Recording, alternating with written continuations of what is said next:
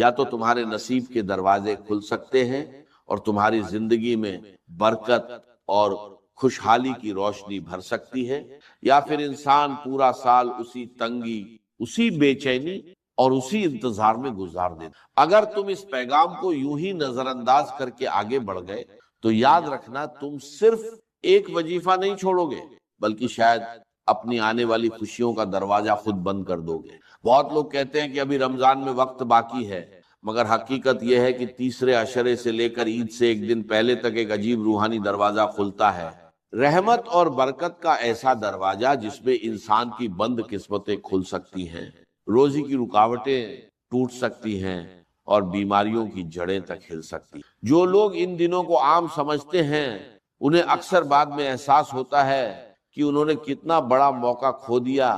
جب وہ ہاتھ اٹھا کر دعا کرتے ہیں اور انہیں لگتا ہے کہ ان کے ہاتھ خالی ہیں، تب دل کے اندر ایک ٹیس اٹھتی ہے کہ کاش انہوں نے ان دنوں کی قدر کر لی ہوتی۔ اس لیے آج اپنے دل سے پوچھو کہ کیا تم اپنی زندگی کی اس گھٹن اور تنگی کو ختم کرنا چاہتے ہو یا اسے ایسے ہی ڈھوتے رہنا چاہتے ہو؟ اگر تم سچ میں چاہتے ہو کہ رمضان کے اس مبارک مہینے میں تمہاری حاجتیں پوری ہوں تو کچھ دیر کے لیے دنیا کی بھاگ دوڑ کو کنارے رکھ دو، کیونکہ کبھی کبھی زندگی کے سب سے بڑے فیصلے صرف کچھ منٹوں کی سچی دعا اور ٹوٹے ہوئے دل سے کی گئی عبادت سے بدل جاتے ہیں۔ اب ذرا سوچو کہ تم اس وقت زندگی کے کس موڑ پر کھڑے ہو۔ رمضان کا وقت تیزی سے گزر رہا ہے اور تیسرے عشرے سے لے کر عید سے ایک دن پہلے تک کے یہ دن ایسے لگتے ہیں جیسے آسمان میں رحمت کے بڑے دروازے کھل گئے ہوں جو سال میں صرف ایک بار کھل۔ اگر ان لمحوں میں کسی کا نام قبول ہونے والوں میں لکھ دیا جائے تو اس کی زندگی بدل جاتی ہے، لیکن اگر کوئی ان دنوں کو غفلت میں کھو دے تو کئی بار پورا سال انسان روزی کی تلاش میں بھٹکتا رہتا ہے اور راستے اس کے لیے کھلتے نہیں۔ اتہاس گواہی دیتا ہے کہ جب بھی انسانوں نے سچے دل سے اپنے رب کی طرف رخ کیا ان کی تقدیریں بدل گئیں، اور ان دنوں کی ایک چھوٹی سی تسبیح بھی کبھی کبھی ایسی قیمت رکھتی ہے جو دوسرے دنوں کی لمبی عبادتوں سے بڑھ کر ہو جاتی۔ ذرا تصور کرو جیسے کسی پورے ملک کی بجلی کی بڑی لائن صرف 72 گھنٹوں کے لیے کھول دی جائے تاکہ لوگ اپنی بیٹریاں چارج کر لیں اور پورے سال کے لیے روشنی جمع کر لیں، مگر جو انسان اس وقت غفلت میں سوتا رہ جائے اس کا گھر پورا سال اندھیرے میں ڈوبا رہتا ہے۔ ٹھیک اسی طرح یہ مبارک دن بھی ایک روحانی طاقت کا ذریعہ ہوتے ہیں جو انسان کی پوری زندگی کو روشن کر سکتے ہیں۔ ان دنوں میں رحمت کا دباؤ اتنا بڑھ جاتا ہے کہ زندگی کا بجھا ہوا ہر دیا پھر سے جل سکتا ہے، مگر جو آج اپنی روحانی بیٹری کو چارج نہیں کرے گا وہ کل دوسروں کی روشنی دیکھ کر پچھتائے گا اور کہے گا کاش میں نے ان دنوں کی قدر کر لی ہوتی۔ اس لیے ابھی بھی وقت ہے، اپنے دل کو جگاؤ اور اپنے رب کی طرف لوٹاؤ۔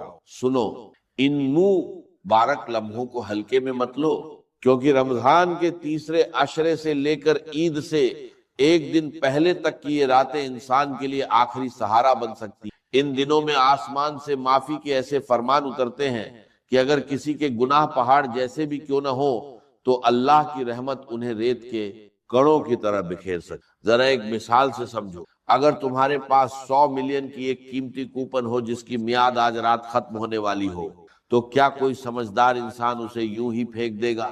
بالکل نہیں، وہ پوری کوشش کرے گا کہ اس نعمت کو ختم ہونے سے پہلے استعمال کرے۔ ٹھیک اسی طرح یہ دن بھی تمہاری توبہ کی آخری گھڑی بن سکتے ہیں جس میں تم اپنے رب کے سامنے جھک کر اپنی آخرت خرید سکتے۔ اسی لیے آج اپنے دل کو جھکا کر اللہ سے معافی مانگو، اس کے سامنے رو، اس سے سچے دل سے دعا کرو، کیونکہ جو وقت گزر گیا وہ کبھی لوٹ کر نہیں آئے گا، مگر جو وقت ابھی تمہارے ہاتھ میں ہے وہی تمہاری سب سے بڑی دولت ہے۔ اب جب تم اس خاص ذکر کی طرف بڑھ رہے ہو تو اپنے دل کو پوری طرح تیار کر لو، کیونکہ ان مبارک دنوں میں سب سے بڑی طاقت اس کلمے میں چھپی ہے جسے نبی صلی اللہ علیہ وسلم نے جنت کے خزانوں میں سے ایک خزانہ بتایا، اور وہ ہے لا حول ولا قوت الا باللہ۔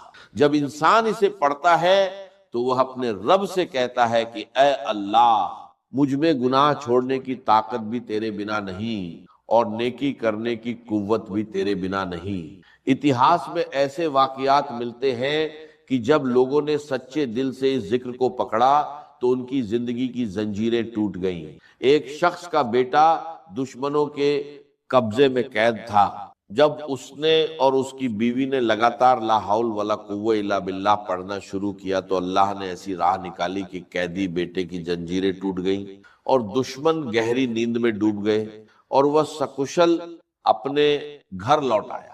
اس لیے جب تم یہ کلمہ پڑھتے ہو تو سمجھ لو کہ تم اپنی کمزوری کو اللہ کی طاقت سے جوڑ رہے ہیں۔ ذرا اپنی زندگی کو ایک بڑے کارخانے کی طرح سوچو جس میں ساری مشینیں رک گئی ہوں، محنت، کوشش اور دماغ سب لگا لینے کے بعد بھی اگر بجلی ہی نہ ہو تو مشینیں کیسے چلیں گی؟ ٹھیک اسی طرح انسان کی زندگی بھی کبھی کبھی رک جاتی ہے۔ ایسے وقت میں لا حول ولا قوة الا باللہ اس بڑے ٹرانسفارمر کی طرح ہے جو اللہ کی طاقت کو تمہاری زندگی کی مشینوں تک پہنچا دیتا ہے، اور پھر وہی بند راستے کھلنے لگتے ہیں جن کے بارے میں انسان سوچ بھی نہیں سکتا۔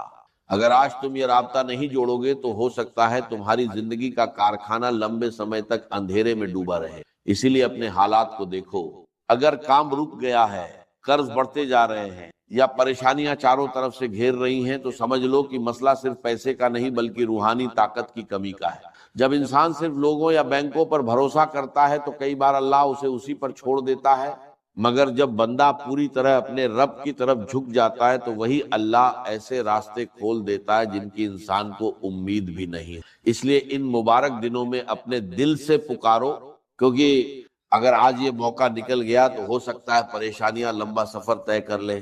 یاد رکھو، ایک آدمی قرض میں ڈوب گیا تھا، اس کے دشمنوں نے اس کی تجارت بھی بند کروا دی تھی، یہاں تک کہ اس کے گھر میں کھانے کو بھی کچھ نہ بچا، مگر اس نے رمضان کی مبارک راتوں میں بیٹھ کر بار بار لا حول ولا قوت الا باللہ پڑھنا شروع کیا اور دل میں یہی کہتا رہا کہ اے اللہ تیرے بنا مجھ میں کوئی طاقت۔ کچھ ہی دنوں میں ایسی جگہ سے کام کا موقع ملا جس کی اس نے کبھی امید بھی نہیں کی تھی، اور کچھ مہینوں میں اس کے لاکھوں کے قرض اتر گئے، کیونکہ جب اللہ کسی کے لیے راستے کھول دیتا ہے تو وہ وہاں سے کھلتے ہیں جہاں سے انسان سوچ بھی نہیں سکتا۔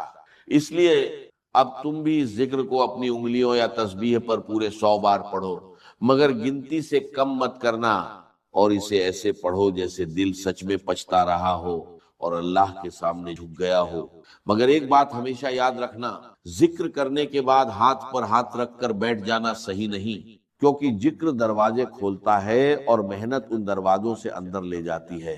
اگر انسان صرف انتظار کرتا رہے اور کوشش نہ کرے تو وہ موقع کو کھو دیتا ہے۔ اس لیے ان مبارک دنوں میں دل سے ذکر کرو اور ساتھ ہی محنت بھی جاری رکھو۔ اب ایک اور عظیم کلمہ ہے جسے اللہ بہت پسند کرتا ہے، اور وہ ہے سبحان اللہ والحمد للہ ولا الہ الا واللہ الا واللہ اکبر۔ جب انسان اسے پڑھتا ہے تو اس کے گناہ ایسے گرتے ہیں جیسے پتجھڑ میں پیڑوں سے پتے گرتے ہیں۔ ایک تاجر جس نے اپنا سب کچھ کھو دیا تھا، اس نے رمضان کی راتوں میں اس ذکر کو پکڑا اور دل میں یقین رکھا کہ اگر اللہ سب سے بڑا ہے تو میری مصیبت اس سے بڑی کیسے ہو سکتی ہے۔ کچھ ہی دنوں میں اس کی حالت بدل گئی اور وہاں سے منافع آیا جہاں سے اسے کوئی امید نہ تھی۔ اس لیے جب تم کہتے ہو اللہ اکبر تو سمجھ لو کہ تم اپنی ہر پریشانی، ہر بیماری اور ہر قرض سے کہہ رہے ہو کہ تم چھوٹے ہو اور میرا رب تم سب سے بڑا ہے۔ جب دل میں یہ یقین اتر جاتا ہے تو بڑی سے بڑی مصیبت بھی چھوٹی لگنے لگتی۔ ذرا اپنی زندگی کو ایک کمپیوٹر کی طرح سوچو جس میں وائرس گھس گیا ہو اور کچھ بھی کام نہ کر رہا ہو۔ اس وقت چھوٹی چھوٹی بٹن دبانے سے کچھ نہیں ہوتا، بلکہ پورے سسٹم کو ریسٹارٹ کرنے کے لیے ایک بڑا کوڈ چاہیے ہوتا ہے۔ یہی کوڈ اس ذکر میں چھپا ہے۔ سبحان اللہ تمہاری زندگی کو صاف کرتا ہے، الحمدللہ تمہاری طاقت کو پھر سے بھر دیتا ہے، لا الہ الا اللہ تمہارے راستوں کی رکاوٹیں ہٹاتا ہے، اور اللہ اکبر تمہارے لیے آسمان سے مدد کے دروازے کھول دیتا ہے۔ مگر جو انسان آج اس کوڈ کو استعمال نہیں کرے گا اس کی زندگی کی مشینیں یوں ہی رکی رہ سکتی۔ اس لیے اگر تم اپنے دل میں بوجھ محسوس کر رہے ہو، روزی کی تنگی ہے یا پریشانیاں گھیر رہی ہیں، تو تھوڑی دیر کے لیے دنیا کے کاموں کو روک دو اور ان مبارک دنوں میں اس ذکر کو محبت، یقین اور سچی نیت کے ساتھ پڑھو، اور شروع کرنے سے پہلے اپنے دل میں پکا ارادہ کر لو کہ میں اس عمل کو تیسرے عشرے سے لے کر عید سے ایک دن پہلے تک ضرور کروں گا، کیونکہ کئی بار اللہ بندے کی سچی نیت دیکھ کر اس کی حاجت کام شروع کرنے سے پہلے ہی پوری کر دیتا ہے۔ اس لیے ابھی اپنے دل میں یہ نیت لکھ لو اور اپنے رب کی طرف پوری امید کے ساتھ بڑھ جاؤ۔ اب میری بات دل سے سنو، کئی بار انسان کی زندگی ایسے موڑ سکتے ہیں، یہ بتا دیتے ہیں کہ اپنے دل میں اس پاس بندے کہ اپنے دل میں یہ موڑ سکتا ہے، پر آ جاتی ہے جہاں ہر راستہ بند لگنے لگتا ہے، جیسے کاروبار رک گیا ہو، محنت بیکار ہو گئی ہو اور لوگ بھی بھاری نظر ڈال رہے ہیں۔ ایک آدمی کی ویاپار بھی پوری طرح رک گئی تھی، لوگ کہتے تھے کہ اس پر حسد اور بری نظر کا اثر ہے۔ تب ایک نیک انسان نے اسے صلاح دی، رمضان کی مبارک راتوں میں سورۃ الکوثر پڑھو۔ اس نے یقین کے ساتھ پڑھنا اور اسی دن حالات ایسے بدلے کہ اس کا دشمن خود روتا ہوا اس کے سامنے آیا اور اس کی ویاپار کے دروازے ایسے کھلے کہ لوگ حیران رہے۔ جب تم یہ آیت النشانیہ کے اول ابتر پڑھتے ہو تو اصل میں تم اپنے دشمنوں اور رکاوٹوں کی جڑیں کاٹ رہے ہوتے ہو۔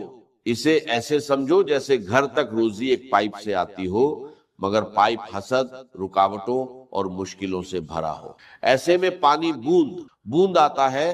سورۃ الکوثر اس پائپ کا پاورفل فلٹر ہے جو اسے صاف کرتا ہے اور روزی کا بہاؤ تیز کر دیتا ہے۔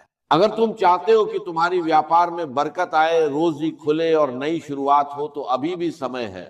رمضان کے تیسرے عشرے سے لے کر عید سے ایک دن پہلے تک کے یہ لمحے ایسی رحمت لاتے ہیں جن میں بند قسمتیں بھی کھل سکتی۔ جب تم لا حول ولا قوت الا باللہ کہتے ہو تو اپنی کمزوری کا اقرار کرتے ہو۔ جب تم سبحان اللہ والحمد للہ ولا الہ الا اللہ واللہ اکبر پڑھتے، اس لیے اپنے دل میں کہو الحمدللہ کہ اللہ نے تمہیں ذکر تک پہنچایا۔ اصلی دینے والا صرف اللہ ہے۔ اب عمل سن لو، کچھ دیر کے لیے دنیا کے کام روک دو، اپنی انگلیوں یا تسبیح پر یا رزاق یا گھنی 41 بار پڑھو اور ہلکا سا دم کرو، پھر سورۃ الکوثر 129 بار پڑھو اور اس پر بھی دم کرو۔ عمل شروع کرنے سے پہلے اور ختم کرنے کے بعد نبی صلی اللہ علیہ وسلم پر 11 بار درود پڑھو اور کہو اللہم صلی وسلم علی سیدنا محمد۔ پھر ہاتھ اٹھا کر اللہ سے رو کر دعا کرو اور یقین کے ساتھ مانگو۔ جب انسان سچے دل سے مانگتا ہے تو اللہ ایسے دروازے کھول دیتا ہے جن کا اسے اندازہ بھی نہیں ہوتا۔ ہو تو اللہ کی مہانتا کا اعلان کرتے ہو، اور جب تم سورۃ الکوثر پڑھتے ہو تو اپنے دشمنوں اور رکاوٹوں کی جڑیں کاٹتے ہو۔ اس کے بعد 2 بڑے نام پڑھو، یا رزاق یا غنی۔ یہ ایسے ہیں جیسے پوری کائنات کی روزی 2 مضبوط ستمبھوں پر کھڑی ہو۔ جو اسے سن رہا ہے وہ خوش قسمت۔ لا اقسم بیوم القیامہ ولا اقسم بالنفس اللوامہ ایحسب الانسان ان لن نجمع عظامہ۔ یہ سورت جو ہے بہت ہی حسین اور بہت منفرد سمجھیے کہ نمائندہ ایک سورت ہے قرآن مجید کی۔ اس کا جو خطاب کا انداز ہے، جو میں نے شروع میں آپ کو جو انٹروڈکٹری لیکچرز دیے تھے، کہ اس کا اسلوب جو ہے وہ خطابت کا ہے۔ قرآن کو ہم کہہ سکتے ہیں کہ it's a collection of divine orations، اللہ تعالیٰ کے خطبات، مجموعہ خطبات الہیہ۔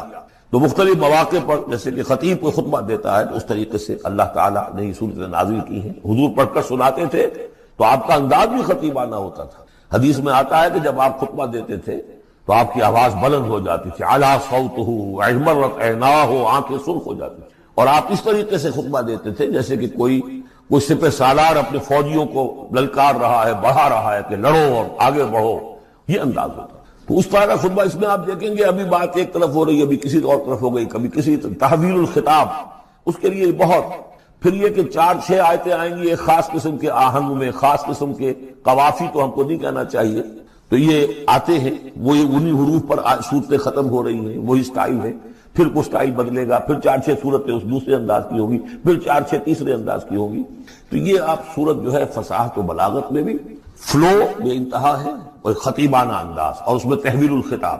پس منظر میں کیا ہے کہ وہ لوگ ہیں کہ جو انکار کریں کوئی قیامت نہیں ہو سکتی، کیسے ممکن ہے کہ جب کہ انسان مر چکے ہوں گے اور مٹی ہو جائیں گے پھر اٹھا دیا جائے، یہ ممکن نہیں۔ تو اس کا جواب ہے جو دیا جا رہا ہے، لا اقسم بیوم، لا یہاں پر ان کے خیالات کی نفی نہیں، میں قسم کھاتا ہوں قیامت کے دن کی۔ تمہیں شک ہے اور مجھے اتنا یقین ہے کہ میں قسم کھا رہا ہوں قیامت کی۔ ولا، اور پھر نہیں، اقسم بالنفس اللوامہ، میں قسم کھاتا ہوں نفس لوامہ کی۔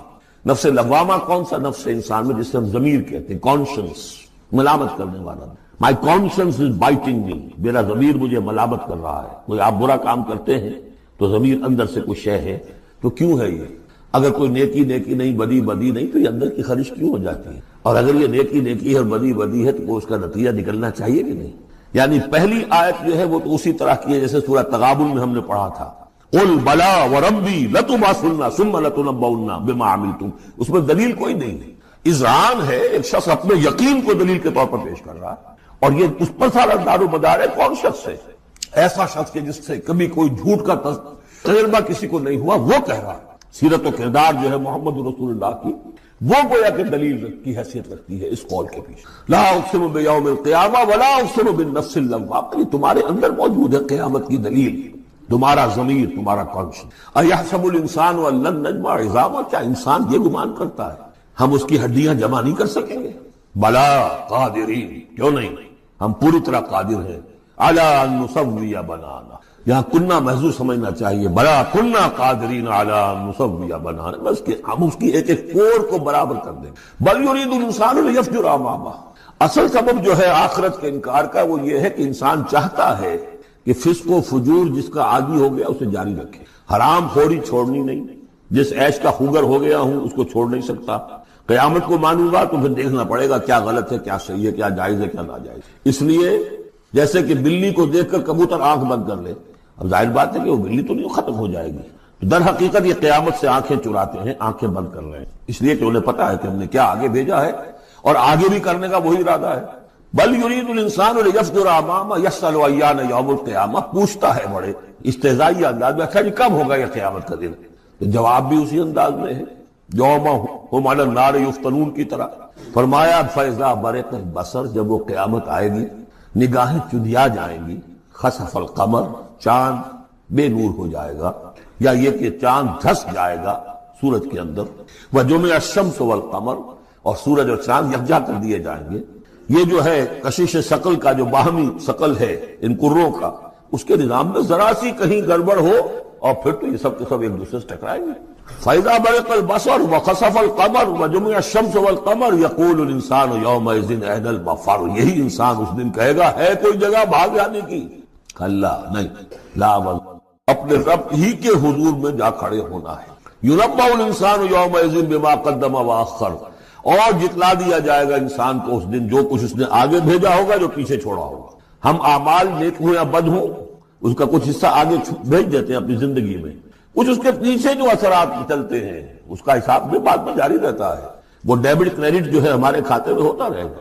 تم نے یہ نیک کام شروع کیا تھا، آگے آگے پھیل رہا ہے، تو جو اور اس کام میں شریک ہے ان کا اجر بھی رہے گا، پورا رہے گا، ان کے اجر میں سے کمی نہیں ہوگی، لیکن اتنا ہی حساب آپ کے کام میں بھی درج ہوتا رہے گا۔ اسی طریقے سے کسی نے برا کام شروع کیا تھا، ادھر پر جہاں تک اس کے اثرات جائیں گے تو انسان کو بتا دیا جائے گا یہ تو آپ نے اپنی موت سے پہلے آگے ہی بھیج دیا تھا، یہ تو آپ کے وہ اعمال ہیں، اور یہ ذرا وہ ہے پیچھے اس کے جو اثرات ہیں۔ بل الانسان علی نفسہ بصیرہ، اور انسان کو تو جتلانے کی ضرورت بھی نہیں ہوگی کہ بتایا جائے، ہر انسان کو خود معلوم ہوگا کہ میں کتنے پانی میں ہوں۔ انسان اپنے نفس پر خود بصیرت رکھتا ہے۔ وَلَوْ أَلْقَىٰ مَعَاذِيرًا، چاہے کتنے ہی وہ بہانے پیش کرے۔ ہوتا ہے کہ انسان کو شخص جو ہے بڑا چرب زبان ہے اور وہ اپنے آپ کو بالکل ریشنلائز کر لیتا ہے اپنے طرز عمل کو، میں نے ٹھیک کیا، صحیح کیا، کوئی غلط بات نہیں ہے، کوئی عذرات موجود ہیں، تو معترضین کی تو زبان بند ہو جاتی ہے، آپ کچھ نہیں کہہ سکتے، لیکن یہ کہ اس کا دل اس کو بتا رہا ہوتا ہے کہ تو جھوٹا ہے۔ بل الانسان علی نفسہ بصیرہ ولو القیٰ معاذیرہ لا تحرک بہ لسانک لتعجل بہ، عجلت والا مضمون یہ بالکل ابتدا میں یہاں آیا تھا۔ اے نبی آپ اس قرآن کے، اب دیکھیے اب گفتگو حضور سے شروع ہو گئی، ابھی تک انسان جو منکرین تھے ان کی بات ہو رہی تھی، شروع میں امامہ، عظامہ، قیامہ، اور اس کے بعد بصر، قمر، مفر، وزر، مستقر، اب یہ پھر اس کے بعد بصیرہ، معاذیرہ، اب اس کے بعد اور بدل رہے ہیں۔ لا تحرک بہ لسانک لتعجل بہ، آپ اس قرآن کے ذریعے سے اپنی قرآن کے ساتھ اپنی زبان کو تیزی سے حرکت نہ دیں کہ جلدی سے آپ اس کو یاد کر لیں۔ ان علینا جمعہ وقرآنہ، ہمارے ذمے ہے اس کو جمع کر دینا اور پڑھوا دینا، جمع بھی کر دینا کہ اس میں سے کوئی حصہ جو ہے آپ بھولے نہیں، اور قرآن اب اس کی ترتیب بھی ہم بتاتے جائیں گے کہ اب جو وحی آئی ہے اس کو کہاں رکھنا ہے تاکہ اس کی ترتیب معین ہو. فَإِذَا قَرَأْنَاهُ فَاتَّبِعْ قُرْآنَهُ، پھر جب ہم پڑھوائیں اس کو جس ترتیب سے اسی کی پیروی کیجیے گا. یہ ترتیب وہ ہے ترتیب مصحف جس کے تحت کے قرآن مرتب کیا گیا، اور ہم مانتے ہیں کہ یہ ترتیب نزول کی نہیں ہے. نزول کے ساتھ ہی اللہ تعالیٰ کا حکم آتا تھا کہ اب یہ وہی فلاں جگہ ہو. ثم ان علینا بیانا، پھر ہمارے ذمے ہے اس کو واضح کر دینا بھی، جیسے کہ ہم دیکھ چکے ہیں قرآن مجید کی تبیین کرتا ہے. سورہ نساء میں 2 احکام کے بارے میں آئے گا، یستفتونک، اور حالانکہ وہ حکم آ چکا ہے سورہ نساء میں پہلے، لیکن لوگوں نے سوال کیا قل اللہ یفتیکم فی الکلالہ، تو اللہ واضح کر دیتا ہے، تم پر ابھی واضح نہیں ہوئی کلالہ کی بات، وہ وعدہ کر دیتا ہے. تو قرآن کے اندر بھی بعد میں واضح کر دی گئی چیزیں، اور یہ کہ پھر حدیث جو ہے سب سے بڑی شے ہے کہ جو اس کی بیان کرنے والی ہے. جو انزلنا الیک الذکر لتبین للناس ما نزل الیہم، یہ ذکر ہم نے اے محمد آپ پر نازل کیا ہے تاکہ آپ واضح کریں اس کو ان لوگوں کے لیے جن کے لیے ہم نے اسے نازل کیا ہے. نازل آپ پر کیا ہے، صرف آپ کے لیے تو نہیں کیا ہے آپ پر، نازل کیا ہے لوگوں کے لیے. اب ان کو واضح کرنا، اس کے اندر کہیں اگر کوئی اشکال ہو تو اسے حل کرنا، کہیں کوئی اگر اجمال ہے تو اس کی تفصیل بیان کرنا، یہ آپ کا کام. کلا بل تحبون العاجلہ، کوئی نہیں، تمہارا اصل مرض یہ ہے کہ تم عاجلہ سے محبت کرتے ہو، یہ اس دنیا کی زندگی سے محبت کرتے ہو. دیکھیے اب پھر خطاب شروع ہو گیا کفار سے. وتذرون الآخرہ، اور آخرت کو تم چھوڑ دیتے ہو، نظر انداز کر دیتے ہو. وجوہ یومئذ ناظرہ، حالانکہ بہت سے چہرے اس دن ہوں گے تر و تازہ، میدان قیامت میں کھڑے ہوں گے تو جیسے اسکول چلڈرن کھڑے ہوتے ہیں اپنا رزلٹ سننے کے لیے، تو بعضوں کے چہرے کھلے ہوتے ہیں، پہلے سے معلوم ہے انہیں کیا کچھ کر کے آئے تھے، اور بعض کے چہروں کے اوپر دھواں ہے، اس لیے ہے کہ انہیں پتا ہے کہ کیا ہی کچھ نہیں تھا، فیل تو ہونا ہی ہونا. تو چاہے اب رزلٹ ڈکلیئر نہیں ہوا، رزلٹ ان کے چہروں پر لکھا ہوا ہے. تو وجوہ یومئذ ناظرہ، بہت سے چہرے ہوں گے تر و تازہ، الی ربہا ناظرہ، اپنے رب کی طرف دیکھتے ہوئے.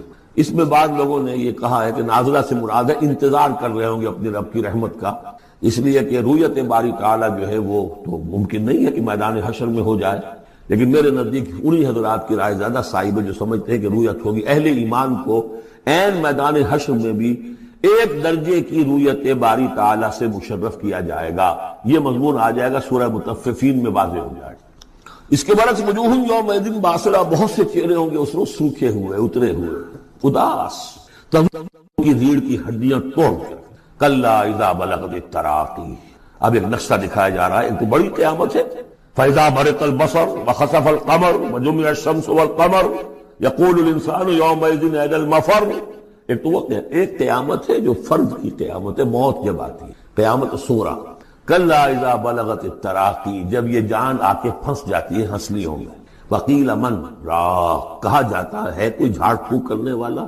بڑے بڑے ریشنلسٹ بھی اس مرحلے پر آ کر، بابا ڈاکٹروں نے جواب دے دیا، حکیموں نے جواب دے دیا، چلو کوئی تعویذ گنڈا کچھ ہو، کہیں سے کوئی جھاڑ پھونک کوئی تو ہو، کسی طریقے سے ہو. تو آخری درجے میں وہ بھی انسان چیخ پکار کر لیتا ہے. قیل من راق، ہے کوئی جھاڑ پھونک کرنے والا. وظن انہ الفراق، اور گمان ہو گیا اس کو کہ اب تو فراق ہے، جانا ہے، یہ گھر بھی چھوڑنا ہے جو بڑے چاؤ سے بنایا تھا، اور یہ آل اولاد کو بھی چھوڑ کر جانا ہے. والتفت الساق بالساق، اور وہ جو جان کندنی کا عالم ہوتا ہے تو پنڈلی سے لپٹ رہی ہے، جان نکلنی شروع ہوتی ہے جسم کے نچلے حصے. الی ربک یومئذ المساق، اس دن تو تمہیں اپنے رب ہی کی طرف دھکیلے جانا ہے. پھر بدل گئے قوافی. فلا صدق ولا صلی، تو نہ اس نے تصدیق کی نہ نماز پڑھی. ولکن کذب وتولی، بلکہ جھٹلا دیا اور پیٹھ موڑ لی. تصویر لفظی ہے جو نقشہ اس وقت ہوتا تھا. ثم ذهب الى اهله يتمطى، اور پھر چلا اپنے گھر والوں کے پاس اکڑتا ہوا جا رہا ہے. حضور کی بات کو تو نظر انداز کر دیا. امشو، چلو یہاں سے. وَاصْبِرُوا عَلَىٰ آلِهَتِكُمْ، صبر کرو، جا کے جمے رہو اپنے آلہہ پر. ذهب الى اهله يتمطى اولى لك فاولى ثم اولى لك فاولى. افسوس ہے تجھ پر، اور افسوس ہے تجھ پر، اور پھر افسوس ہے تجھ پر، اور پھر افسوس ہے. اَيَحْسَبُ الْإِنسَانُ أَن يُتْرَكَ سُدًى، کیا انسان یہ سمجھتا ہے کہ اسے یوں ہی چھوڑ دیا جائے گا؟ کوئی باز پوچھ نہیں، کوئی حساب کتاب نہیں، کوئی جواب طلبی نہیں، کوئی اجر نہیں، کوئی سزا نہیں، کوئی جزا نہیں. الم یکن نطفۃ من منی یمنی، کیا نہیں تھا وہ ایک گندے پانی کی بوند جو ٹپکائی گئی. ثم کان علقا، پھر وہ ایک جوب کے مانند تھا کہ جو رحم مادر کی دیوار کے ساتھ چمٹی ہوئی تھی. علقۃ فخلق فسوى، پھر اسی کو اس نے بنایا، اسی میں نقش و نگار بنا دیے، اسی میں آنکھیں آ گئیں، اسی میں کان آ گئے، اسی میں کیا کیا بنایا. فی ظلمات ثلاث، تین پردوں کے اندر. فجعل منہ الزوجین، اسی سے بنا دیے، کسی کو نر، کسی کو مادہ، کسی کو مؤنث، کسی کو مذکر۔ الیس ذلک بقادر علی ان یحیی الموتى، عقل کے اندھو یہ سوچو وہ ہستی جو یہ سب کچھ کر رہی ہے وہ اس پر قادر نہیں ہوگی کہ مردہ کو زندہ کر دے؟ جو تمہارا مشاہدہ ہے گندے پانی کی ایک بوند سے، افلاطون بھی اسی سے آ گیا، اور بقراط بھی، اور سقراط بھی، اور ظاہر بات ہے انبیاء بھی وہیں سے آئے ہیں۔ کہاں سے آئے ہیں؟ ایک ہی استثناء ہے نا حضرت عیسیٰ علیہ السلام کا، باقی تو سب کہاں سے آئے؟ وہیں سے آئے۔ سارے اولیاء اللہ کہاں سے آئے؟ وہیں سے آئے۔ گندے پانی کی بوند، اس سے کیا کچھ وہ بناتا ہے۔ تو تمہارا یہ خیال ہے کہ وہ مردہ کو زندہ نہیں کر سکے گا، اتنا عاجز ہو گیا۔ فعینا بالخلق الاول بل ہم بالخلق الجدید۔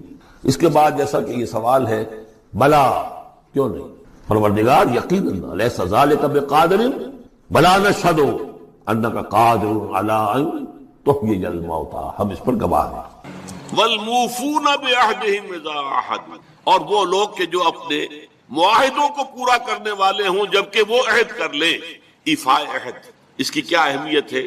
ایک حدیث، حضور کے جو خادم خاص تھے حضرت انس بن مالک رضی اللہ تعالی عنہ، تقریباً 9 برس تک مدنی زندگی جو ہے اس میں وہ حضور کے ذاتی خادم کی حیثیت سے رہے، اور ان کا کہنا یہ ہے کہ قلما خطبنا رسول اللہ صلی اللہ علیہ وسلم الا قال لا ایمان لمن لا امانۃ له ولا دین لمن لا عہد له۔ کہتے ہیں شاذ ہی کبھی ایسا ہوا ہوگا کہ حضور نے ہمیں خطبہ ارشاد فرمایا ہو کسی بھی موقع پر، اور اس میں یہ الفاظ مبارکہ آپ نے نہ فرمائے ہو کہ اس شخص کا کوئی ایمان نہیں جس میں امانت داری کا وصف نہیں، اور اس شخص کا کوئی دین نہیں جس میں ایفاء عہد نہیں۔ کیوں؟ دین بھی نام ہے اللہ سے اپنے ایک عہد کو پورا کرنے۔ نماز کی ہر رکعت میں ہم کیا کہتے ہیں؟ ایاک نعبد و ایاک نستعین، پروردگار ہم صرف تیری ہی بندگی اور پرستش کرتے ہیں، اور صرف تیری ہی بندگی اور پرستش کرتے رہے، اور اے پروردگار ہم صرف تجھ ہی سے مدد کے خواہاں ہیں اور تجھ ہی سے مدد چاہتے رہیں۔ یہ عہد ہے، بہت بڑا عہد ہے، بہت بڑا عہد ہے۔ اس عہد کو پورا کرنا ہی دین ہے، اللہ کی بندگی، اللہ کے احکام کی اطاعت، اللہ نے جن چیزوں کو حرام کیا ان سے اجتناب کرتے رہنا، اللہ کے فرائض کی ادائیگی، اللہ کے لیے تن من دھن لگا دینا۔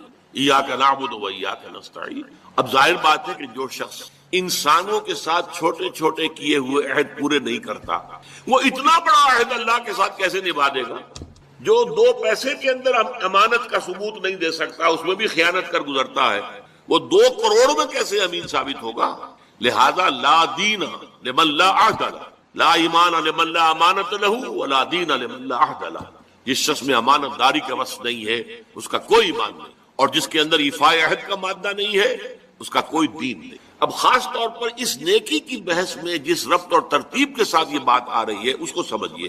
در حقیقت یہ معاملات جو ہیں انسان کے، بین الانسانی معاملات، یہ در حقیقت اس کا تذکرہ ہے، اس لیے کہ اب تک جو معاملے آئے، ایک خدمت خلق اور انسانی ہمدردی کا جذبہ، پھر نماز کا قیام، زکوٰۃ کی ادائیگی، اب جو یہاں آ رہا ہے یہ معاملات ہیں، بین الانسانی معاملات۔ معاملہ کہتے ہیں جو 2 افراد کے مابین کوئی بات ہو رہی ہو، عمل سے معاملہ، جوہد سے مجاہدہ، قتل سے مقاتلہ۔